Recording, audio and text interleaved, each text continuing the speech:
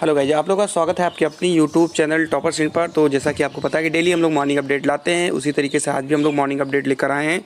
तो चलिए हम लोग चिड़ियों के चहचहाट के बीच हम लोग अपनी वीडियो को शुरू करते हैं। सभी को गुड मॉर्निंग। चलिए फिर देर नहीं करेंगे, बढ़ेंगे वीडियो की तरफ। लेकिन अगर नए हो तो जल्दी से चैनल को सब्सक्राइब जरूर कर लीजिए। एक न्यूज़ हमने कल, ये वाली न्यूज़ मैंने दिखाई थी कल, लगभग 20 से 22 घंटे हुए होंगे। लेकिन बहुत सारे बच्चे उस वीडियो पर कमेंट करने लगे कि सर ये बताइए, जब बजट ख़त्म हो गया तो आप कैसे कह सकते हैं कि इतने सारे लोगों को फिर से जो है स्कॉलरशिप मिलेगी। क्योंकि अब जो जाहिर सी बात है, स्टेटस पर अब बजट अनअवेलेबल दिखा रहा है या जो फंड है वो ख़त्म दिखा रहा है, तो अब कैसे मिलेगा। बहुत सारे बच्चों ने कमेंट लिखा, कुछ लोगों ने सही कमेंट लिखा, कुछ लोगों ने अजीब तरीके से ही कमेंट किया। तो ठीक है, चलिए मैं उन सारी चीज़ों को बता दूं। हालांकि जब मैंने कल वीडियो बनाई तो उसको आप लोगों ने ध्यान से देखा नहीं होगा, जिन लोगों के मन में कमेंट है। जो बजट पिछला ख़त्म हो गया था, इन्होंने कहा है कि अब चालू वित्त वर्ष के बजट से विद्यार्थियों के खाते में भेजी जाएगी स्कॉलरशिप। यानी जो पिछला बजट था, जो 31 मार्च को ख़त्म हो गया, उस बजट से किसी को स्कॉलरशिप नहीं मिलेगी, क्योंकि वो बजट तो ऑलरेडी ख़त्म हो चुका है। लेकिन जिन बच्चों के डाटा जो हैं मिसमैच बता रहे थे, उन बच्चों की जो स्कॉलरशिप है वो इस वाले बजट से भेजा जाएगा जो बजट चल रहा है, यानी चालू वित्त वर्ष के बजट से विद्यार्थियों को। तो मुझे लग रहा है आप लोगों के डाउट क्लियर हो गए होंगे, क्योंकि बहुत सारे बच्चे कल कमेंट कर रहे थे कि जब सर बजट खत्म हो गया तो ये लोग स्कॉलरशिप कैसे भेजें। कुछ लोगों ने तो यहाँ तक कह दिया कि आपकी वीडियो फेक है। भैया मैं क्यों फेक बनाऊंगा यार, मुझे तोड़ दिए कोई वो मतलब है। जो न्यूज़पेपर में निकला है वो मैं बता दे रहा हूँ आपको। चलिए ठीक है। और तो बजट के लिए तो टेंशन नहीं लेना है, क्योंकि जो चालू वित्त वर्ष है वहीं से ही ये चीज़ें आई हैं। इसीलिए कहता हूँ कि अगर आपको सही न्यूज़ चाहिए तो आपको चैनल को सब्सक्राइब करना होगा, नोटिफिकेशन को भी दबाना होगा। ठीक है, पूरी वीडियो देखा करिए, तभी आप समझ पाते हो। थोड़ी वीडियो देखकर फिर आप कमेंट करने लगते हो तो फिर वो गलत बात है ना। चलिए आगे देखते हैं अगली न्यूज़ क्या है हम लोगों की। तो अगली न्यूज़ जो है बहुत ज़्यादा जो है इस टाइम सुर्खियों में भी था कि जो शिक्षा मंत्री थे, शिक्षा मंत्री के जो भाई हैं, उनको जो है EWS सर्टिफिकेट से उनको नौकरी मिली थी विश्वविद्यालय में। और आपने देखा भी होगा 2 से 3 दिन वो न्यूज़ में भी छाए रहे।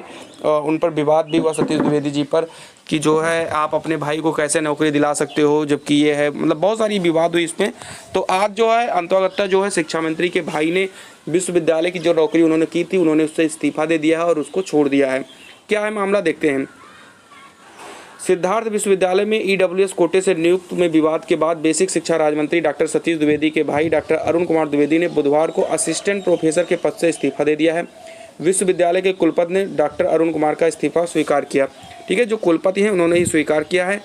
इस्तीफे की जानकारी देते हुए डॉक्टर अरुण कुमार ने कहा, मैं मानसिक संत्रास की स्थिति से गुजर रहा हूँ। बड़े भाई के सम्मान से बढ़कर यह नौकरी नहीं है। जिला मुख्यालय पर एक प्रेस कॉन्फ्रेंस के दौरान भावुक होते हुए डॉक्टर अरुण ने पूछा कि क्या मंत्री का भाई होना अपराध है, क्या ब्राह्मण का बेटा होना अभिशाप है। मैं इसे अपराध मान रहा हूं। तो कुल मिलाकर जो है सतीश द्विवेदी के भाई जो हैं उन्होंने जो है अपना जो है इस्तीफा दे दिया है। जो इनको नौकरी मिली थी उसके बाद में सतीश द्विवेदी जो है सवालों के घेरे में आ चुके थे। जो हमारे यहाँ के स्वतंत्र प्रभार जो हैं बेसिक शिक्षा राज्य मंत्री, उनके भाई। अगली न्यूज़ जो निकल कर आई है वो है इंटरमीडिएट के एग्ज़ाम को लेकर कि दिल्ली महाराष्ट्र को छोड़ ज़्यादातर राज्य जो है परीक्षा कराने पर सहमत हैं। यानी कि जो 12वीं बोर्ड है, कल जो है सभी लोगों को राय देनी थी, सारे स्टेट के लोगों को, कि परीक्षा कराई जाए या ना कराई जाए।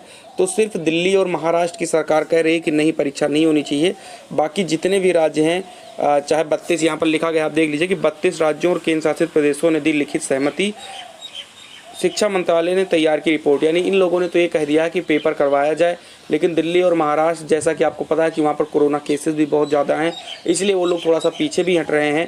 और इन दोनों लोगों का कहना यही है कि सबसे पहले वैक्सीन लग जाए बच्चों को, उसके बाद में ही पेपर करवाया जाए। चलिए इसके बाद जो अगली न्यूज़ है वो JEE एडवांस परीक्षा को लेकर के है कि जो कोरोना के बढ़ते मामलों को देखते हुए या कोरोना की स्थिति को देखते हुए, उसके बाद में black fungus, white fungus, yellow fungus, यानी बहुत सारी जो महामारियां आ गई हैं, उसको देखते हुए JEE एडवांस की परीक्षा जो है इसको भी स्थगित कर दिया गया है। थोड़ी सी न्यूज़ देखेंगे। देश में कोरोना संक्रमण की मौजूदा स्थितियों को देखते हुए 3 जुलाई को होने वाली संयुक्त प्रवेश परीक्षा एडवांस स्थगित कर दी गई है। यानी कि अगर हम माने, कॉलेज वालों की माने, तो इन लोगों के अकॉर्डिंग कि 3 जुलाई तक भी जो है स्थिति सही नहीं होगी और इन्होंने 3 जुलाई की JEE एडवांस की परीक्षा स्थगित कर दी है। यानी बहुत सारी चीज़ें। उसके बाद में इसका आयोजन प्रतिष्ठित भारतीय प्रौद्योगिकी संस्थान IIT समेत कुछ अन्य इंजीनियरिंग कॉलेज में दाखिले के लिए किया जाता है। तो ये सभी को पता है, जो लोग एडवांस की तैयारी करते हैं, किस चीज़ का ये है, इंजीनियरिंग का बेसिकली होता है, IIT के लिए ये सारी चीज़ें हैं।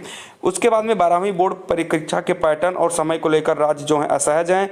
ये चीज़ों हमने अभी भी आगे हमने बात कर ली है कि महाराष्ट्र और दिल्ली के अलावा जितने भी राज्य हैं उन लोगों ने सहमति बना दी है, लेकिन कहीं ना कहीं परीक्षा का पैटर्न कैसा रखा जाए, परीक्षा का समय क्या रखा जाए, कितने घंटे का समय जो है पेपर रखा जाए, किस दिन से स्टार्ट किया जाए, इस हिसाब से सारे जो अभी राज्य वाले हैं उसमें असमंजस की स्थिति बनी हुई है। लेकिन महाराष्ट्र और दिल्ली दो ऐसे राज्य हैं जिन्होंने अभी मना किया है। बाकी के जितने भी और राज्य और केंद्र शासित प्रदेश हैं उन्होंने तो अपनी हामी भर ली है कि नहीं, हमें जो है पेपर करवा लेना है, थोड़ा लेट लपेटी से ही, लेकिन हमें पेपर करना है। ये न्यूज़ होगी। उसके बाद में ये लगभग सारी न्यूज़ हमने क्लियर कर दी है। तो अगर न्यूज़ आपको अच्छी लगी हो तो लाइक करिए, शेयर करिए, और चैनल पर अगर आप नए हो तो जल्दी से सब्सक्राइब जरूर कर ले। तो मिलते हैं अगली वीडियो में। जय हिंद, जय भारत।